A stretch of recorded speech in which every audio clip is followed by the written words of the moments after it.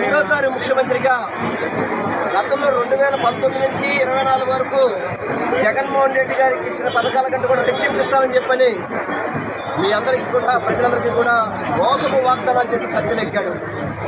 కత్తినెక్కిన కాడి నుంచి ఖజానా ఖాళీ ఉందని చెప్పని లక్షల కోట్లు అప్పు చేసి గతంలో జగన్మోహన్ రెడ్డి గారు 5 ఏళ్లకి అన్ని సంక్షేమ పథకాలు అమలు చేసి అన్ని రకాల మెడికల్ కాలేజీలు కావచ్చు, కోర్టులు కావచ్చు, హాస్పిటల్స్ కావచ్చు, స్కూల్స్ కావచ్చు, ఎన్నో రకంగా అభివృద్ధి చేసి 3 లక్షల కోట్లు 5 ఏళ్ళకి అప్పు చేస్తే ఈ 2 ఏళ్లకే 3,50,000 కోట్లు అప్పు చేసి ఏ ఒక్క పథకాన్ని అమలు చేయకుండా ఎక్కడా కూడా అభివృద్ధి అనేది కనపడకుండా ప్రజలకి పొడిచిన వ్యక్తి చంద్రబాబు నాయుడు.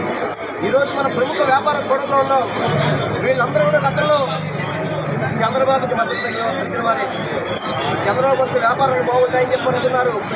కానీ ఈరోజు జిఎస్టీ పడిపోయిందంటే వ్యాపారాలు ఎంత దెబ్బతిన్నాయి. ఈరోజు వ్యాపారస్తులు కూడా ఒకటే కోరుకుంటున్నారు, ఏదైతే జగన్ ఇచ్చే సంక్షేమ పథకాల అమలు ఆ రోజు సక్రమంగా చేయబట్టి అది వ్యాపారాలకు చిన్న చిన్న వ్యాపారాలకు కావచ్చు, కట్ల కొట్లు కావచ్చు, చంద్రబాబు కావచ్చు, ఫ్యాన్సీ కొట్లు కావచ్చు, మాకు వ్యాపారాలు బాగా రొటేషన్ అయినాయి.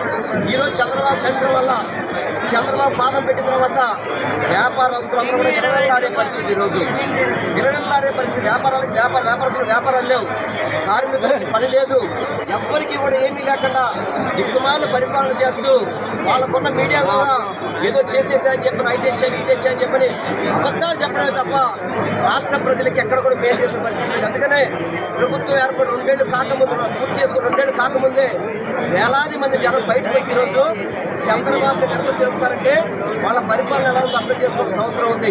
ఈ కూడా ప్రభుత్వం అంతా కూడా వెన్నుపోటుకొని మోసాలతో జరుగుతుంది కాబట్టి ఇచ్చిన హామీలు అమలు చేసే వరకు కూడా, ఈ విజయవాడ నగరాన్ని అభివృద్ధి చేసే వరకు కూడా మేమందరం కూడా వైఎస్ఆర్ కాంగ్రెస్ పార్టీ ప్రజల నిలబడి పోరాటం చేస్తామని చెప్పని, అన్ని విధాలు కూడా ప్రజలు తోడుకుంటామని చెప్పని, ఏదైతే జగనన్న మెడికల్ కాలేజీలు పెట్టాడో అవన్నీ కూడా గవర్నమెంట్ నెరవేర్చాలని చెప్పని, అన్ని కోర్టులు పూర్తి చేయాలని చెప్పని, ప్రతి ఒక్కటి జగనన్న చేసినవన్నీ కూడా పూర్తి చేయాలని డిమాండ్ చేస్తూ ఈ కూటమి ప్రభుత్వాన్ని గుర్తొచ్చే వరకు కూడా వైఎస్ఆర్ కాంగ్రెస్ పార్టీ పోరాటం చేస్తుందని మీ ద్వారా మేము తెలియపడుతున్నాం.